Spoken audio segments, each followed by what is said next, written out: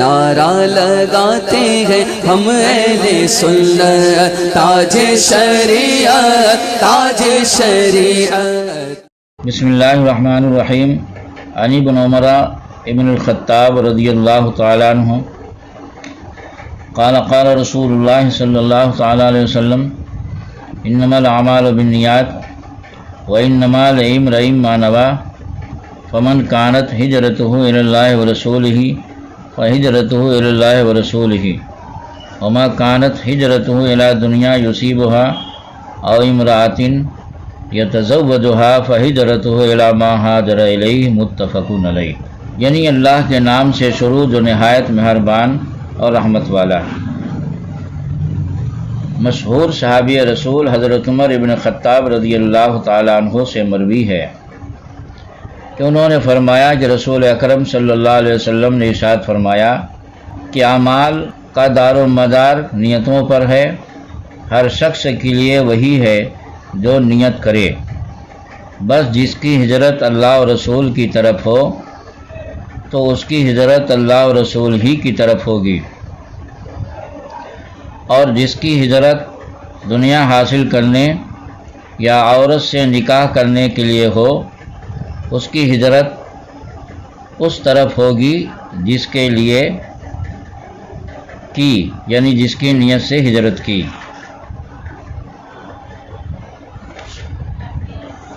اس حدیث میں راوی حضرت عمر ابن خطاب رضی اللہ تعالیٰ عنہ ہیں۔ آپ کا نام شریف عمر ابن خطاب یعنی والد کا نام خطاب تھا، اور دادا کا نام نفیل، کنیت ابو حفص، لقب فاروق اعظم، خطاب امیر المومنین۔ آپ قرشی ہیں، ادبی ہیں، کعب ابن روی میں حضور سے مل جاتے ہیں۔ آپ کے فضائل بے حد و بے شمار ہیں، جلیل القدر صحابی، قدیم الاسلام مومن ہیں۔ آپ کے ایمان سے مسلمانوں کا 40 کا عدد پورا ہوا۔ آپ کے ایمان لانے پر فرشتوں میں مبارکباد کی دھوم مچی اور یہ آیت اتری کہ یا ایھا النبی حسبک اللہ ومن اتبعک من المؤمنین، اے نبی آپ کو اللہ اور جو آپ کی پیروی کرنے والے مومن ہیں وہ کافی ہیں۔ ابو بکر صدیق رضی اللہ تعالی عنہ کے بعد 13 ہجری میں آپ کی بیعت کی گئی۔ آپ کے زمانہ میں اسلام بہت پھیلا، بہت ممالک فتح ہوئے، قرآن کریم کی بہت سی آیتیں آپ کی رائے کے مطابق اتریں۔ 20 سال 6 مہینے خلافت کی، 63 سال عمر شریف ہوئی۔ 26 ذی الحجہ 23 ہجری کے دن مسجد نبوی محراب النبی میں مصلی مصطفیٰ پر نماز فجر پڑھاتے ہوئے شہید کیے گئے۔ مغیرہ ابن شعبہ کے یہودی غلام ابو لولو نے خنجر کا وار کیا۔ آپ کی شہادت پر در و دیوار سے اسلام کے رونے کی آواز آتی تھی کہ آج اسلام و مسلمین یتیم ہو گئے۔ حضرت صہیب نے آپ کی نماز جنازہ پڑھائی، گنبد خضرا میں پہلوئے مصطفیٰ میں دفن ہوئے۔ آپ کی روایتیں 537 ہیں، یعنی حضرت عمر رضی اللہ تعالیٰ عنہ نے جو حدیثیں روایت کی ہیں ان کی تعداد 537۔ اس حدیث شریف میں ہے انما الاعمال بالنیات، اعمال کا دار و مدار نیتوں پر ہے۔ عمل کے ارادہ کو بھی نیت کہتے ہیں اور اخلاص کو بھی نیت کہتے ہیں، یعنی عمل کی نیت کرنا، ارادہ کرنا، یہ نیت کہلاتا ہے، اور اخلاص کا مطلب ہے کہ کوئی کام اللہ اور رسول کی رضا کے لیے کرنا، پہلا معنی امام شافعی رحمۃ اللہ علیہ نے مراد لیا ہے، اور دوسرا معنی یعنی اخلاص امام اعظم رحمۃ اللہ علیہ مراد لیا ہے۔ لہذا اسی لیے امام شافعی رحمۃ اللہ علیہ نے نماز کی طرح یعنی عبادت محضہ میں جس طرح ان کے ہاں نیت ضروری ہے، اسی طرح عبادت غیر محضہ وضو میں بھی انہوں نے نیت کو ضروری قرار دیا۔ امام اعظم رحمۃ اللہ علیہ نے فرمایا کہ عبادت محضہ میں تو نیت ضروری ہے، لیکن عبادت غیر محضہ میں اگر نیت نہ کی گئی تب بھی وضو ہو جائے گا، کیونکہ وضو عبادت غیر محضہ۔ ہاں رہا اخلاص، تو اس حدیث میں وہ اخلاص مراد لیتے ہیں، اور اخلاص کا مطلب یہ ہے کہ اللہ کی رضا کے لیے کام کرنا۔ لہذا اللہ کی رضا کے لیے اگر کوئی وضو اور غسل کرتا ہے یا گندا جسم، گندا کپڑا وغیرہ اس لیے پاک کرتا ہے کہ ہم نماز پڑھیں گے اللہ راضی ہوگا، تو اس نیت سے اس کو ثواب ملے گا۔ لہذا اخلاص جب مراد لیں گے تو انما الاعمال بالنیات اپنے عموم پر ہوگا، یعنی اعمال کے ثواب کا دار و مدار اخلاص پر ہے۔ یہ ہے کہ جو ہجرت میں اللہ رسول کی خوشنودی کی نیت کرے اس کی ہجرت واقعی اللہ رسول کی طرف ہی ہوگی، لہذا حدیث میں دوڑ نہیں۔ اس سے معلوم ہوا کہ عبادات میں رضائے رب کے ساتھ حضور کی رضا کی نیت شرک نہیں ہو سکتی، بلکہ عبادت کو کامل کرتی ہے۔ یہاں دیکھو کہ ہجرت عبادت ہے اور اعلیٰ درجے کی عبادت ہے، مگر فرمایا گیا الی اللہ و رسول ہی۔ یہ بھی معلوم ہوا کہ حضور کے پاس جانا اللہ کے دربار میں جانا ہے، کیونکہ مہاجرین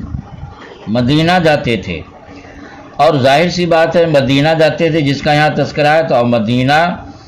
حضور صلی اللہ علیہ وسلم مدینہ میں تشریف فرما تھے، وہاں جانے کو اللہ کے پاس جانا قرار دیا گیا۔ صاف صاف ہے فہجرتہ الی اللہ و رسولہ، تو اس کی ہجرت اللہ کی طرف جانا ہے اور رسول کی طرف جانا ہے۔ حالانکہ صحابہ حضور کی طرف جاتے تھے، اللہ کی طرف نہیں جاتے تھے، پھر بھی کہا گیا حضور کی طرف جانے کو اللہ کی طرف جانا کہا جا رہا ہے۔ اس حدیث سے یہ بھی معلوم ہوا کہ ہر جگہ حضور ہی کے دم کی بہار ہے، ان کے بغیر اجڑا دربار ہے۔ دیکھو مکہ معظمہ میں رہنا عبادت ہے، وہاں کی ایک نیکی 1,00,000 نیکی کے برابر ہے، مگر جب حضور صلی اللہ علیہ وسلم وہاں سے مدینہ منورہ چلے گئے یعنی ہجرت کر کے، تو اگرچہ وہاں کعبہ، مزدلفہ، مینا، عرفات وغیرہ سبھی کچھ تھا حضور کے جانے کے بعد بھی، مگر سب کچھ رہنے کے باوجود وہاں رہنا گناہ قرار پایا، اور وہاں سے نکل جانا یا ہجرت کر جانا فرض ہو گیا، وہاں سے ہجرت ضروری ہو گئی۔ پھر جب وہاں حضور کی تجلی ہو گئی یعنی مکہ فتح ہو گیا، حضور صلی اللہ علیہ وسلم وہاں پر تجلی فرمائے، پھر وہاں رہنا عبادت قرار پایا۔ اور فرمایا کہ ومن کانت ہجرتہ الی دنیا یصیبھا او امرأۃ، اور جس کی ہجرت دنیا حاصل کرنے یا عورت سے نکاح کرنے کے لیے ہو، اس کی ہجرت اس طرف ہوگی جس کے لیے اس نے ہجرت کی۔ اس حدیث کے اس ٹکڑے کی تشریح کی جاتی ہے کہ انصار مدینہ نے مہاجرین کی ایسی دائمی شاندار مہمانی کی کہ سبحان اللہ، یعنی جو صحابہ مکہ سے یا اور آس پاس سے ہجرت کر کے مدینہ شریف گئے تو مہاجرین کی ایسی مہمانی کی، انہیں اپنے گھروں، باغوں، زمینوں میں برابر کا حصہ دار بنا لیا، حتیٰ کہ اگر کسی انصاری کی 2 بیویاں تھیں تو ایک کو طلاق دے کر مہاجر بھائی کے نکاح میں دے دی۔ اندیشہ تھا چونکہ کہ کوئی زمین، مکان یا عورت کی لالچ میں ہجرت کرے اور سوچے کہ ہم بھی ہجرت کریں تاکہ انصاری بھائی ہمیں بھی اپنے کھیت باغ وغیرہ میں حصہ دار بنا دیں، تو اس لیے حضور صلی اللہ علیہ وسلم نے یہ ارشاد فرمایا کہ جس کی ہجرت دنیا کمانے کے لیے یا عورت حاصل کرنے کے لیے ہوگی اسے ثواب نہیں ملے گا۔ حدیث کے اس ٹکڑے سے یہ دلیل معلوم ہوئی، اور یہ ٹکڑا اس بات کا قرینہ ہے کہ انما الاعمال بالنیات میں نیت یعنی ارادہ مراد نہیں بلکہ اخلاص مراد ہے، جیسا کہ حناف نے مراد لیا۔ لہٰذا حضور صلی اللہ علیہ وسلم اس مضمون سے معلوم ہوا کہ حضور صلی اللہ علیہ وسلم نے فرمایا